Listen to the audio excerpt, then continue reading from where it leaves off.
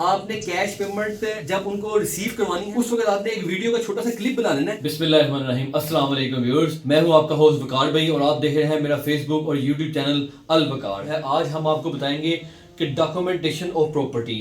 अगर आप लाहौर में कोई प्रॉपर्टी खरीदना चाहते हैं तो आप इस बात से परेशान हैं कि कहीं आपके साथ फ्रॉड ना हो जाए, कहीं आपकी डॉक्यूमेंटेशन फेक ना निकले। अब आपको बिल्कुल भी परेशान होने की जरूरत नहीं है, क्योंकि आज हम आपको डॉक्यूमेंटेशन की वेरिफिकेशन का तरीका बताएंगे। स्टेप नंबर 1, सबसे पहले आपने रजिस्ट्री की वेरिफिकेशन करनी है। किसी भी जगह पे कोई भी आप प्लॉट वगैरह परचेज करते हैं या आप घर परचेज करते हैं तो आपने उसकी रजिस्ट्री पकड़नी है।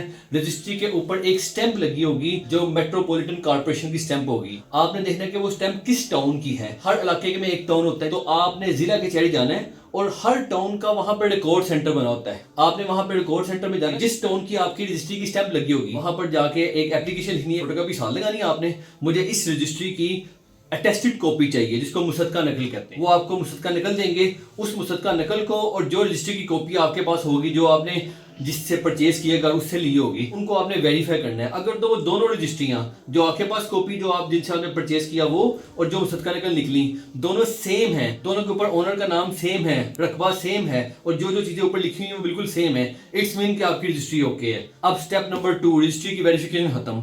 अब आपने देखना रजिस्ट्रियां दो किस्म की होती हैं। एक रजिस्ट्री होती है रजिस्ट्री प्लस इंतकाल, एक रजिस्ट्री होती है रजिस्ट्री इंतकाल और एक रजिस्ट्री होती है रजिस्ट्री PT1। अगर तो आप जिस जगह पर भी लैंड परचेज कर रहे हैं और आपकी रजिस्ट्री इंतकाल है तो आपने देखना है कि आपको मुतलका कौन सा पटवारखाना है। रजिस्ट्री के ऊपर मौजे का नाम लिखा होगा, आपने मुतलका पटवारखाने जाना है और वहां पर जाके आपने पटवारी से कहना है कि ये मैं जगह परचेज कर रहा हूँ, इसका मुझे स्टेटस देख के बता दें क्या है, ये लैंड का जो इंतकाल है क्या इन्हीं के नाम है जिन्हीं के नाम रजिस्ट्री है। अगर तो पटवारी उसको रजिस्टर के अंदर अपने खातों में चेक करके आपको बता दे कि इसका रिकॉर्ड और जो आपके पास डॉक्यूमेंट्स आप लेके हैं उसका रिकॉर्ड सेम है और इस प्रॉपर्टी के ऊपर कोई स्टे वगैरह नहीं है, तो इट्स मीन कि उसका इंतकाल ओके है। अब दूसरी किस्म की रजिस्ट्री होती है रजिस्ट्री PT1।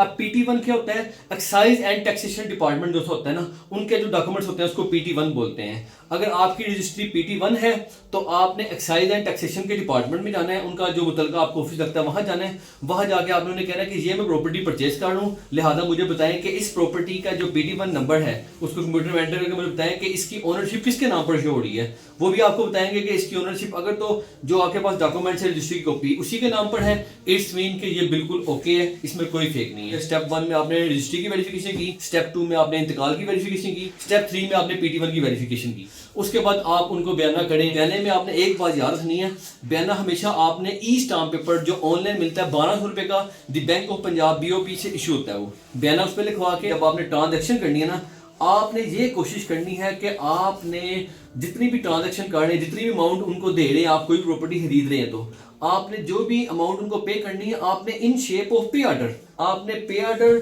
या चेक की शक्ल में आपने उनको पेमेंट करनी है, ताकि आपके पास एक लीगल प्रूफ रहे कि आपने ये पेमेंट उनको की है। अल्लाह ना करे कल को कोई मसला हो तो आपके पास वो प्रूफ हो कि आपने फलां बैंक से पेमेंट फलां बंदे के नाम पर की है। और पेमेंट हमेशा आपने उसके नाम का पे ऑर्डर बनाना है, उसके नाम का चेक बनाना है जिसके नाम पे रजिस्ट्री है। अगर वो बंदा बोले जी रजिस्ट्री तो इनके नाम पर है लेकिन मालिक मैं हूँ, आपने बोला नहीं, डॉक्यूमेंटेशन में मालिक ये है, लिहाजा मैंने आपको पे ऑर्डर उसी के नाम का देना है। अगर वो आपका एतमाद वाला बंदा है आप उससे पेमेंट ले लीजिएगा, क्योंकि डॉक्यूमेंटेशन में जो ओनर है मैंने उसको ही ओनर एक्सेप्ट करना है। बिल फर्ज के अगर कोई बंदा आपको कहता है कि यार मैं तो आपसे बैंक के थ्रू पेमेंट नहीं ले सकता, मेरी कोई फला प्रॉब्लम है, कोई उसकी मजबूरी है, तो मैंने तो आपसे पेमेंट कैश लेनी है, तो अगर आपने उनको कैश पेमेंट भी देनी है आपने एक छोटा सा काम लाजमी करना है। जब आपने उनको कैश पेमेंट देनी है, आपने कैश पेमेंट जब उनको रिसीव करवानी है, काउंटिंग होनी है, उस वक्त आपने एक वीडियो का छोटा सा क्लिप बना लेना है जो आपने अपने पास सेव कर लेना है, ताकि आपको अल्लाह ना करे कल को कोई प्रॉब्लम आए तो वो clip as a legal proof आप अदालत में पेश कर सकते हैं। अल्लाह ना करे अगर कोई प्रॉब्लम आए तो, लेकिन आपने वो उसकी वीडियो पेमेंट देने की और उनकी पेमेंट गिनने की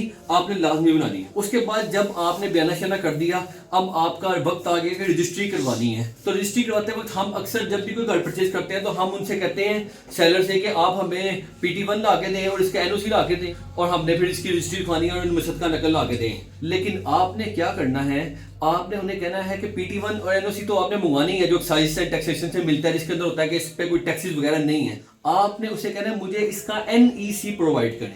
NEC stand for non encumbrance certificate. ये NEC क्या होता है? ये NEC ये होता है, अक्सर लोग कहते हैं यार ये NEC का तो नाम मैंने पहली दफा सुना है, ये क्या है? ये NEC ये है, अगर आप किसी भी बैंक के थ्रू कोई भी ट्रांजैक्शन करते हैं प्रॉपर्टी सेल परचेज की, तो बैंक वाले हमेशा आप सेलर से कहते हैं कि आपने हमें इसका NEC देना है। NEC का ये फायदा होता है, वो भी कचहरी से मिलता है। उसका फायदा ये होता है कि वो NEC जब अप्लाई करता है ना, ओनर को खुद अप्लाई करना पड़ता है। वो वहां पर जाके अप्लाई करेगा, एप्लीकेशन देगा, 1 या 2 दिन बाद वो NEC उसको मिलेगा। जब वो NEC अप्लाई करते हैं तो वो क्या करते हैं, NEC वो डिपार्टमेंट जो NEC को जारी करता है, वो पहले चेक करते हैं कि इस प्रॉपर्टी के अगेंस्ट किसी भी जगह पर कोई लोन तो नहीं है, ये कहीं प्लेज तो नहीं है, किसी गवर्नमेंट सरकारी या गैर सरकारी इदारे में प्लेज तो नहीं है। वो चेकिंग करने के बाद देते हैं। जब आपके पास उस प्रॉपर्टी का NEC आ गया ना, इट्स मीन कि ये प्रॉपर्टी बिल्कुल क्लियर है। इस प्रॉपर्टी पर आज तक कभी किसी ने ना कोई लोन लिया है, ना कोई दिया है, ना इसकी प्रॉपर्टी के डॉक्यूमेंट्स कहीं प्लेज हैं। तो ये आप बिल्कुल सिक्योर एंड सेफ हो जाएंगे। तो आपने अपनी पेमेंट करके रजिस्ट्री मुकम्मल करके इस प्रोसीजर को मुकम्मल कर लेना। बहुत शुक्रिया आपका मेरा इस चैनल को देखने का, और ये छोटी सी जो मेरे नॉलेज में बातें थी वो मैंने कोशिश की आप तक पहुंचाऊं। आपका शुक्रिया। आपने पहले मेरा इंट्रोडक्शन भी बहुत पसंद किया है, और इस वीडियो को भी उम्मीद है पसंद भी करेंगे, लाइक भी करेंगे और सब्सक्राइब भी करेंगे। अस्सलाम वालेकुम।